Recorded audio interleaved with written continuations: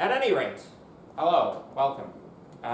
For those of you who didn't get the memo, I'm currently interviewing for a full-time position in the department, and as part of that interview process, this lecture, the recording for this lecture, and other associated things, will be used to evaluate my candidacy for a 8-month contract full-time teaching appointment inside of the department. So this is the lecture they're evaluating.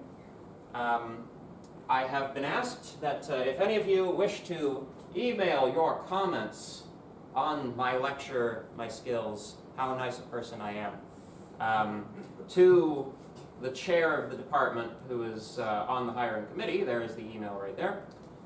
Subject lecture feedback, and not obligatory obviously, but if you'd like to have your 2 cents put in, the department is of course very interested in hiring people who the students don't hate.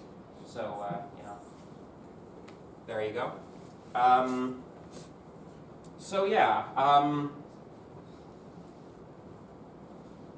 Pursuant to that, if it's okay with you guys, I'd like to go ahead with, turn the lights off. I'd like to do sort of dip into the assembly programming stuff, which is material we would be covering later in the week, but it just kind of makes a nicer like beginning to end sort of thing for the purposes of this presentation. Tomorrow we'll be back on to finishing off the last of the C stuff, and then probably Friday we'll continue on from where we left off here, if that's okay with everyone. Cool. Awesome. Recording? Yep. Excellent. Good. So, so there you have it. Any questions on anything before we get started? Okay. So, assembly programming then. How many people have heard of assembly programming before? I mean, I've probably talked about it a couple of times in class. How many people heard about it before hearing me talk about it in class? Fewer people, but still enough. That's good. So, to understand assembly programming, you have to understand what it is that you're doing, right?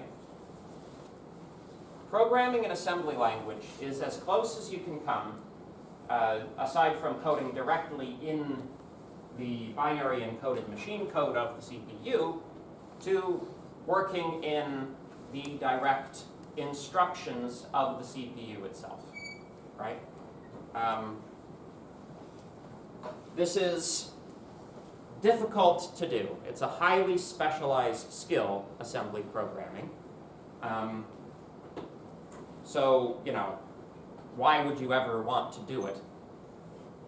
Well, it turns out that the programming at the assembly level yields better optimization than is possible at any other level of programming. Essentially, every time a compiler is introduced, the compiler is making assumptions about how the code you're writing is getting translated down to the machine code level. Now, it doesn't matter how old and venerable the compiler is, it's still making some assumptions, which a human programmer would be able to write more efficiently given the specifics of the situation they're programming for, right? So my my traditional story about assembly programming and how it's useful. Has anybody ever seen the original Roller Coaster Tycoon games? Hey, there we go. So, Roller Coaster Tycoon was a game in the 1990s which was quite innovative for its time. The big thing that it had over all of the other competitor sort of business simulation games at the time was that you could model just under 1,000 individual AIs walking around your theme park, riding your rides, and doing this, that, and the other, right? This was like an untold, unheard of number of NPCs at that time. Of course, you know, by modern standards, you could have like, you know, millions, tens of millions, hundreds of millions of them. But back then, getting it close to 1,000 was pretty impressive. And it looks impressive on screen, too. The only reason that the developers of that game were able to accomplish that is because the subroutines governing the AI, the little NPC guys, those were all coded in assembly program. That was the only way they could squeeze enough efficiency out of those subroutines to be able to be running all of those subroutines simultaneously. And, you know, and then I think it got bought out by EA and they ruined it, so, as is typical for the games industry. But at any rate, let's talk about assembly programming. So, for the next, you know, well, this lecture at least, and then, you know, it'll take us a week and a bit to get through this material, I think. We're going to be learning about how to program with assembly code. When programming in assembly, you are programming directly using the instructions provided by your CPU itself. Assembly is the lowest level language it is possible to program in while still using a CPU. Technically speaking, FPGA programming is even lower level, since you are programming circuits. You'll see FPGAs in 3TB4 once you get into third year. FPGAs are kind of cool. It's like a vast matrix of programmable logic gates with a programmable network between them. And using these logic gates, you can build basically any digital circuit in a reprogrammable fashion. So it's reprogrammable hardware. It's very cool. You'll see how it works a little later. But yeah, so stuff does get lower level than this. But if you're working with a CPU, this is about as low as you can get. There's no particular advantage to going and programming directly in the binary code of the CPU itself, because assembly is a more or less direct translation to it, and it's using actual characters, which are much easier to read. So, because it's a very, very, very, very low-level language, there are very few mathematical abstractions available to you. You know, you can kiss object-oriented goodbye, you know, but you guys should be used to this by this time, you know, because this is a C course. Assembly programming in the real world requires an intimate knowledge of processor architecture. So,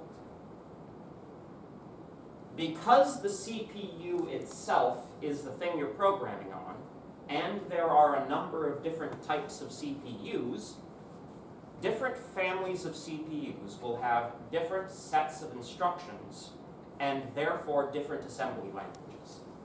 So the one that we're going to focus on here is ARM, because that's a processor architecture very popular in embedded systems and also cellular telephones. And you know, you will be using them next semester in 2TA4. So the purpose of introducing you to assembly programming now, in no small part, is to prepare you for that course. So, in general, a CPU executes instructions over data held in the registers of the CPU itself. So, brief digression on memory. Remember our von Neumann model of the CPU, right? We have the CPU itself, right? And we have memory, and we have interactions between the CPU and the memory, right? In order to understand what we're doing with assembly programming, we have to drill a little further into the CPU itself. We must understand that the CPU itself does contain a very limited amount of memory, right? This memory is a bank of registers. The operations that a CPU will typically support are loading operations from memory into these registers, unloading operations from these registers back into memory, and then arithmetic and other assorted operations on the registers themselves. The CPU does not have the ability to directly feed values from memory into something like an adder circuit. Inside of the CPU, we have a component known as the ALU, or Arithmetic Logic Unit.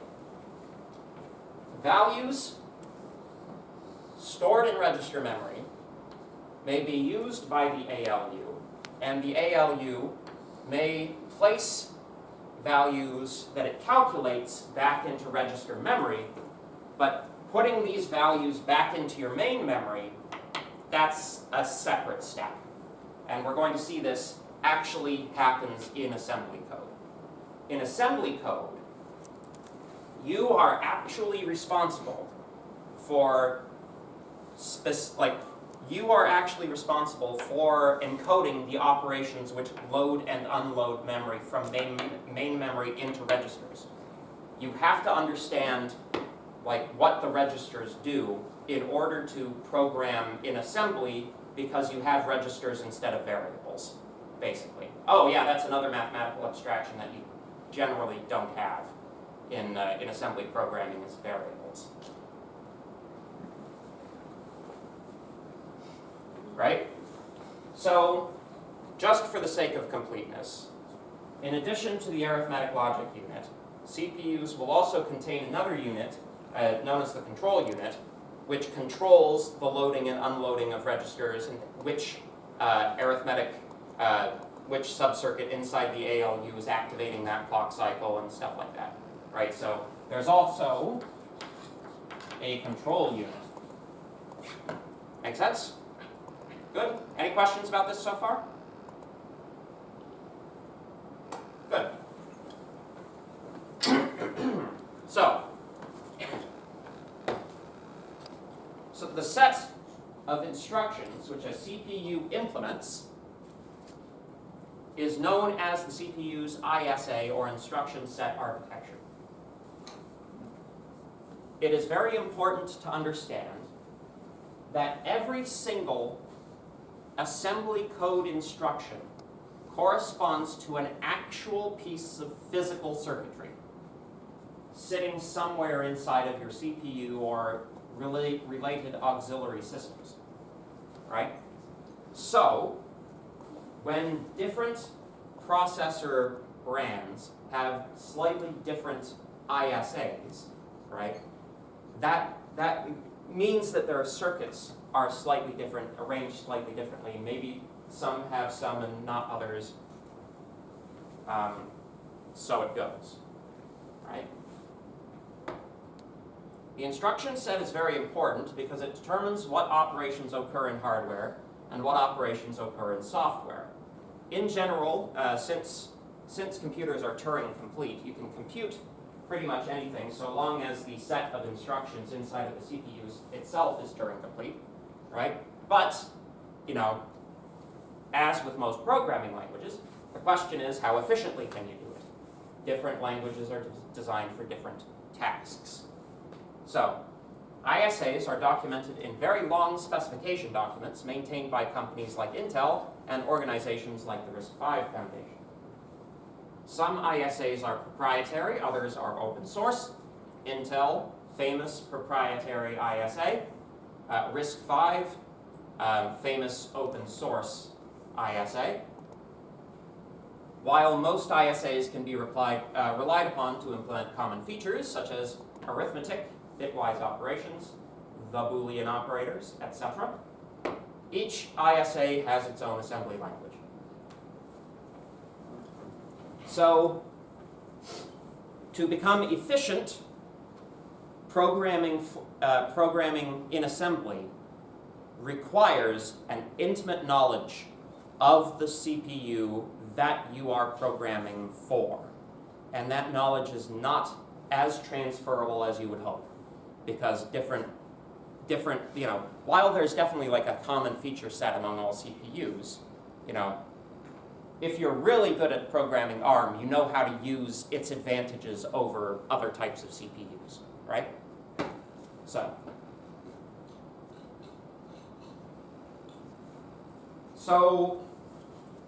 in terms of ISA design, there are two primary schools of thought, two sort of big categories they fall into.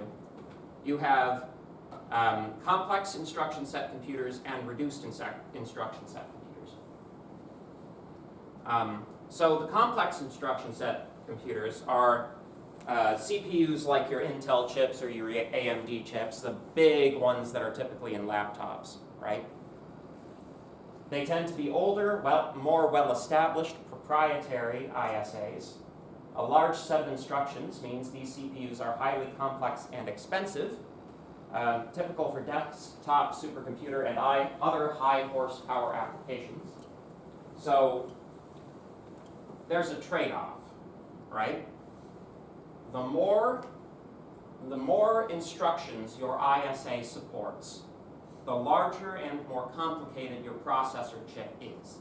Because, again, each instruction maps to actual physical circuitry, right? But we also have this additional factor, which is highly related to the reason C hasn't changed appreciably in 50 years. We have the issue of back compatibility, right? Programs which have been developed for older Intel variants, let's just pick on Intel for a second. The expectation is that the new Intel chip will not destroy the old programs by no longer supporting certain operations. Therefore, the tendency over time with ISAs is to add instructions but not to remove them, right? Because you can add instructions and that's fine, right? No program was ever made obsolete by a new instruction that it doesn't use becoming available. However, if you obsolete an instruction that is being used by a bunch of programs, you are also making those programs obsolete by the same token. So, in general, these things expand over time and do not contract. So, over its life cycle, the Intel chips have become increasingly complex. And of course, technology has to some degree kept pace with that. Transistors keep getting smaller, Moore's law, etc., right? But the thing about having a lot of circuitry, it's not just a matter of the cost of the chip itself. The more circuitry you have, the more circuitry you have to power, right?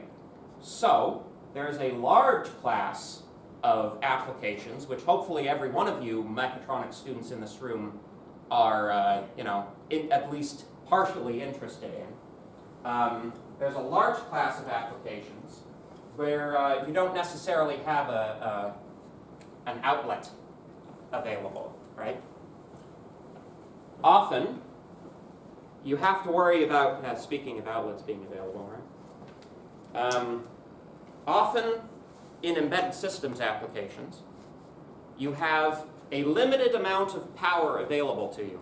And even worse than that, the size of the battery that you put in your device that you're designing is that is something that you're going to want to minimize because it's expensive to put batteries in things. And the smaller the battery is, the less expensive it is, right? So, if you can get away with a smaller CPU that doesn't use as much power but can still compute all of the things you want it to compute, that is very typical for what you would want to do in an embedded system application. There is no reason to put an Intel CPU inside of a kitchen timer, right? So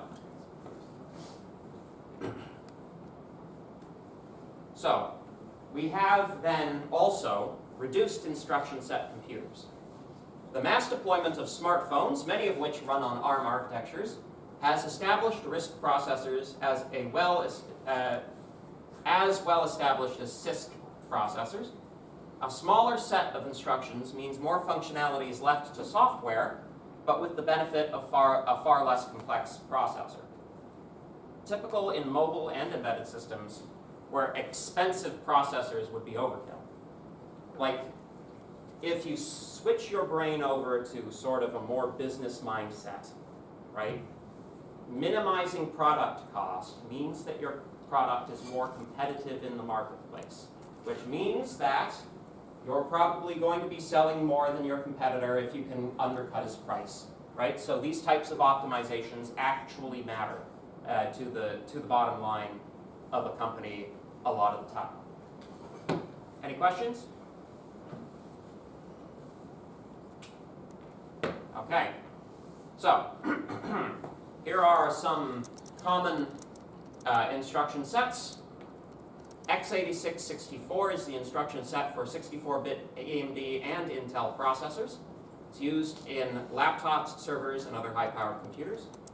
ARM stands for Advanced RISC Machine. So you can tell ARM is RISC because the R stands for RISC, right? Common among smartphone and tablet devices. Actually, ARM is like,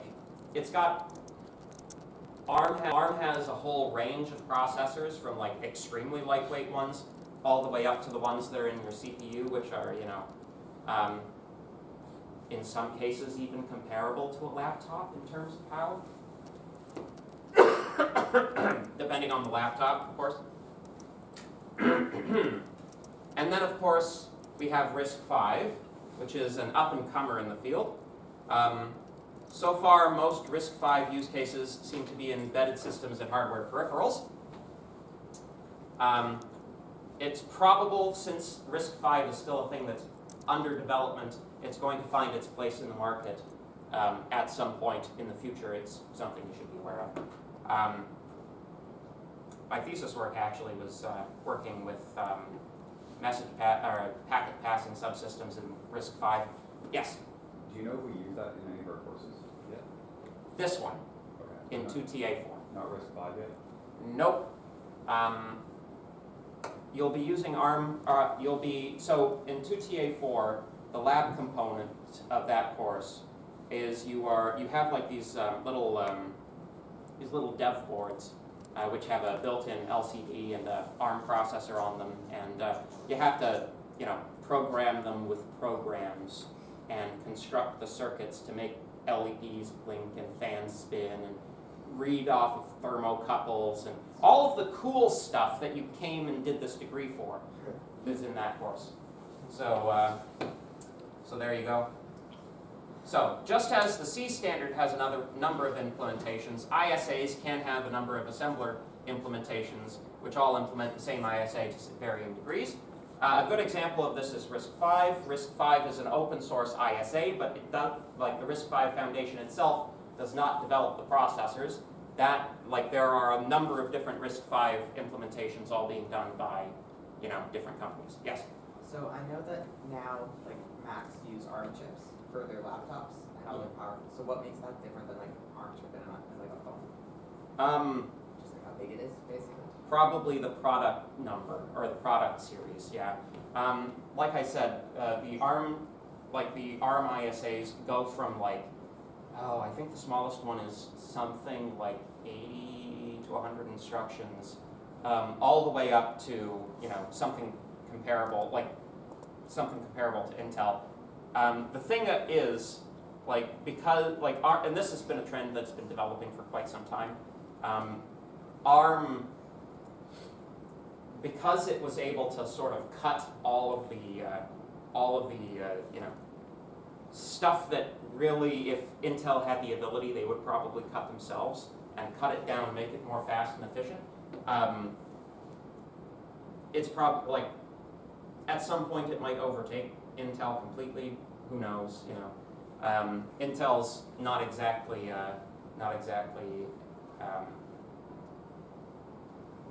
It's a pretty well-off company, and they've got a lot of resources at their disposal. So I don't imagine Intel going down without a fight. But that's interesting. I didn't know that Mac had switched over to ARM. All ARMs. Yeah. The one thing I don't like about ARM, I think they lock you out of the bootloader, so you can't install Linux on it. That's right. So hopefully that never happens with any Windows laptop that I ever own. So I can, you know. Yes. On the last slide, you mentioned that like part of risk was offloading some of the hardware stuff to software operations. So if everything is mapped to like an actual circuit, then how do you offload stuff to software? So think of things in terms of calculation, all right? I'll give you an example, all right? It's a somewhat facile example, but anyway. So imagine long division, the long division algorithm that you did in elementary school. You can imagine that you could have a circuit that did that, but the long division algorithm itself is composed of multiplication and subtraction, right? So in theory, you don't need a long division module itself. You can just perform repeated calls to multiplication and subtraction and be able to do the same thing with less circuitry.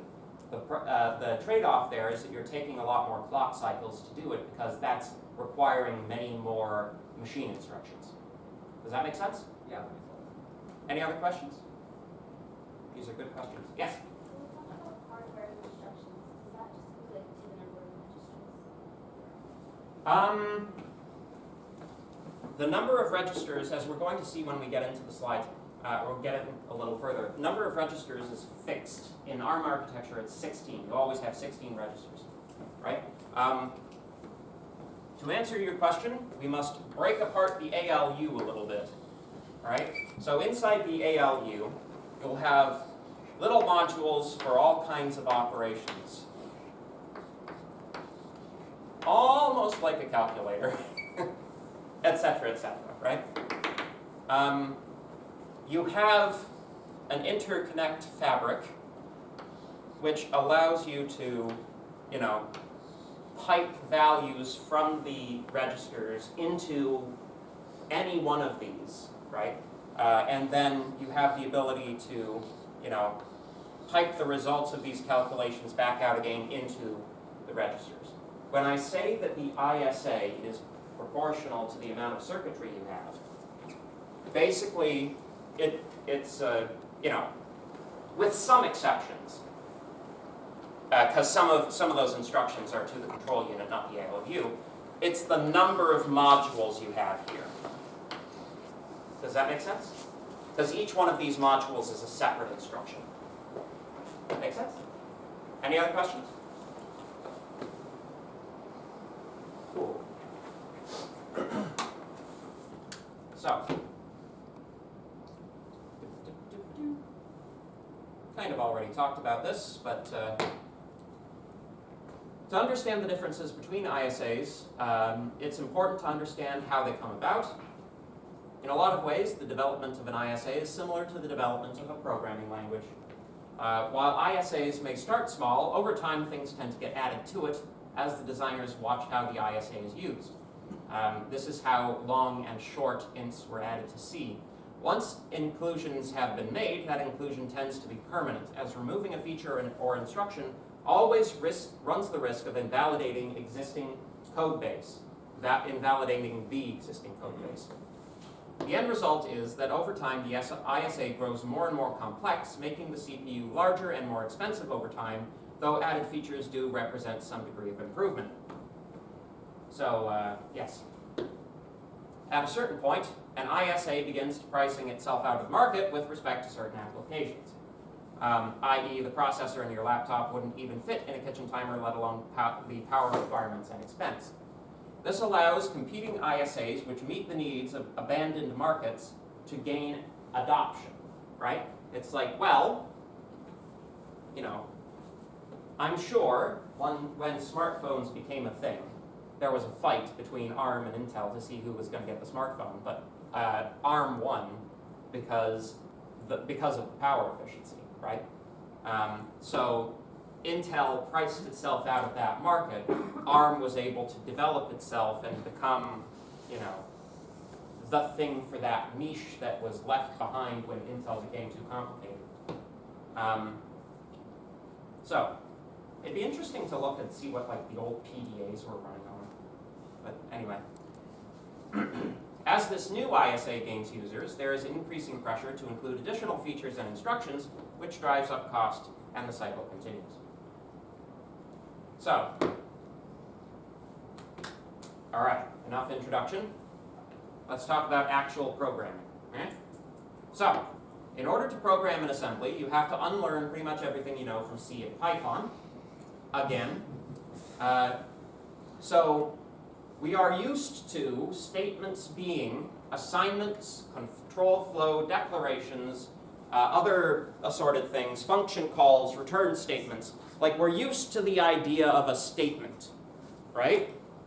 If you actually break these statements apart, you'll find out that they are composed of many assembly instructions each.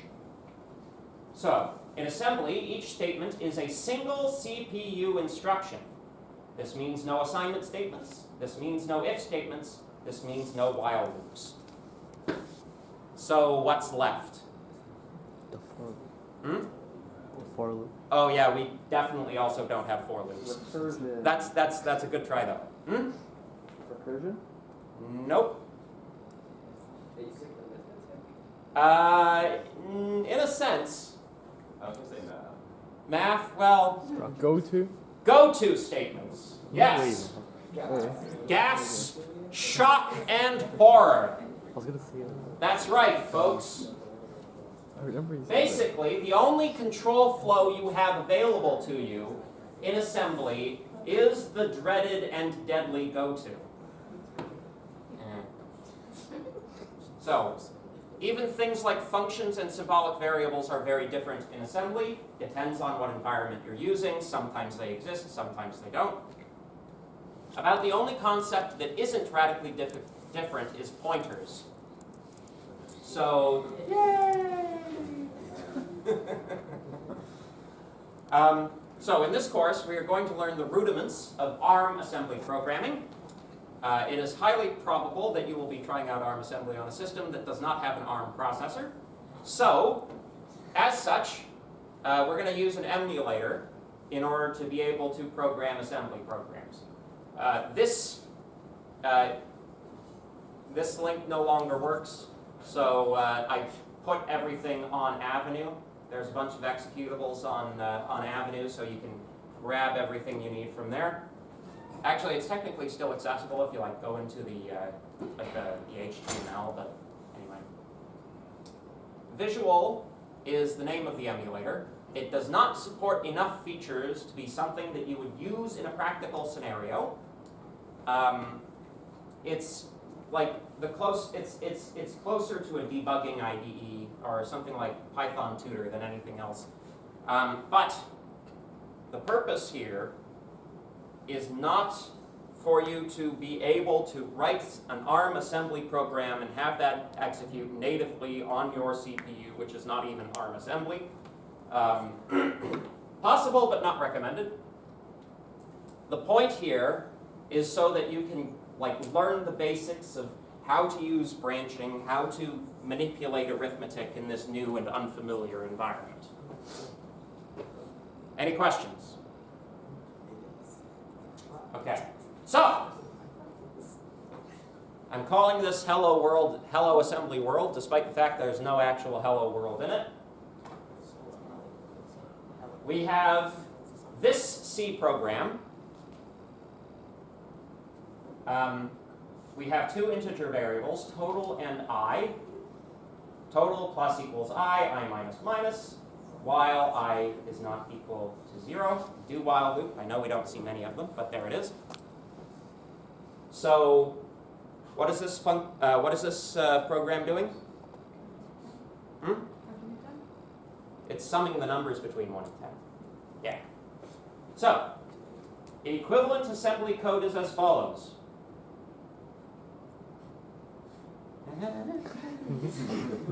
So, we're going to go through each of these instructions. Number 1, we need to talk about the operands. R, with a number coming after it, designates a register. You remember I said we had a bank of 16 registers? We've got R0, R1, R2, R3, R4, R5, etc., etc., etc.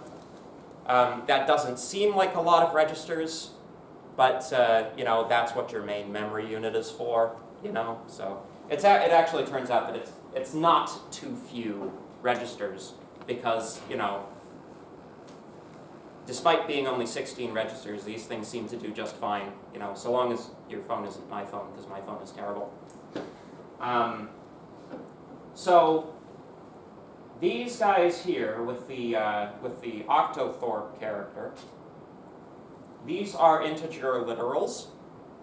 So what move R0, 0 means is that we take the integer value 0 and move it into R0. In assembly programming, the first operand is the register that the results will be output to, if it's a command that produces direct output. All right? Any questions so far? Yes? So that's what the MOV stands for, move? Yes. MOV stands for move. Most assembly instructions are 3 characters long, and if they happen to be more than 3 characters long, then there's something else going on with it.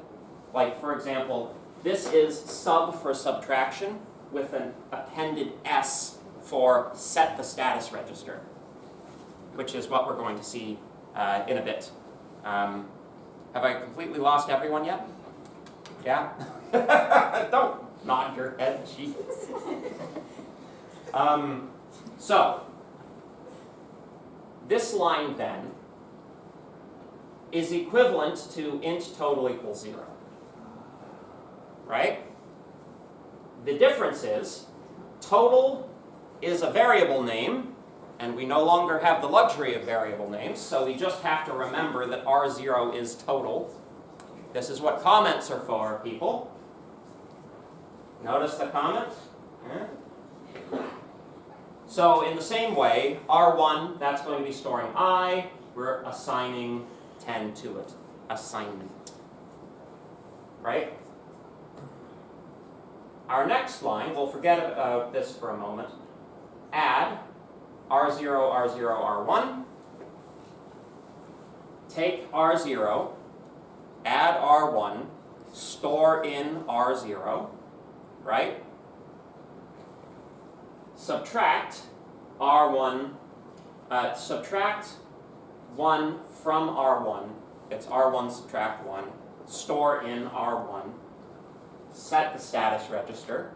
Status registers are necessary for control flow. Right? Then we've got BNE.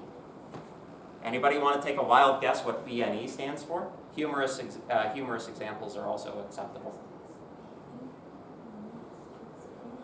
Begin next execution? That's not bad. Not bad. Branch not equals.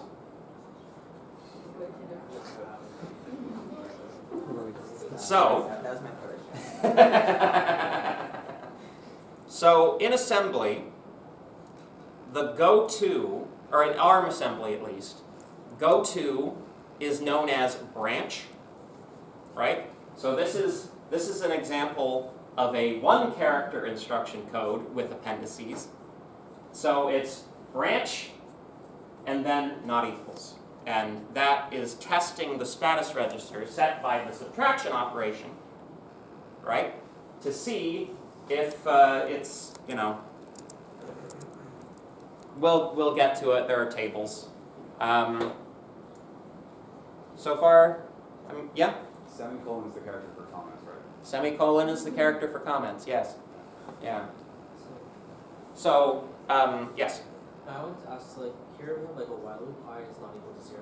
Yes. How do you set it to not like to keep on doing it until it's So, yeah, this branch statement, you give it a label, right?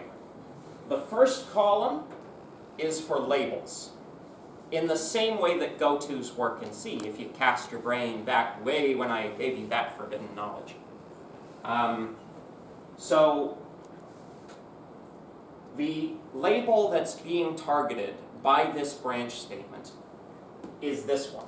So, if this branch statement does branch, if it does execute a jump, it will jump to this statement and execute it. That's what traps you inside of the loop, right? Because it's waiting for mysterious things to happen related to the status register, which I have not yet elucidated. It's waiting for these mysterious things to happen, which means that this thing won't branch, right? That breaks the loop. And if you take a look at the correspondence with the C program, we can see that somehow I not being equal to 0 is somehow equivalent to a subtraction operation with the status register being set, resulting in a branch not equals operation. Again, we're going to, control flow is complicated. We're going to take it slow. Okay? Any other questions? Yeah. Is the word again a function or is just any word we could use? Yeah, labels can be anything. Okay. Basically, it's you want to know the real answer of what that is. Are you now? This is it's like variables, but it's the line number is the value of the variable. So this is how things actually work, right? Your program is stored in program memory, right? So you, in the same way that with an array, you access the individual elements of the array by knowing the beginning address of that array plus an offset, with a program, you know the address of the starting instruction of that program, and everything else is an offset from that starting instruction, right? The line number in assembly is the offset in program memory from the address of the first instruction, right? So, when I'm saying branch not equals again, what I'm actually saying is branch not equals 3, right? So, putting a label here just says again is 3. This is one of the very few concessions to readability which are made in assembly programming. You can imagine early versions of this where you just had to do the line numbers, right? Good. My thing. There it is. Good. Question?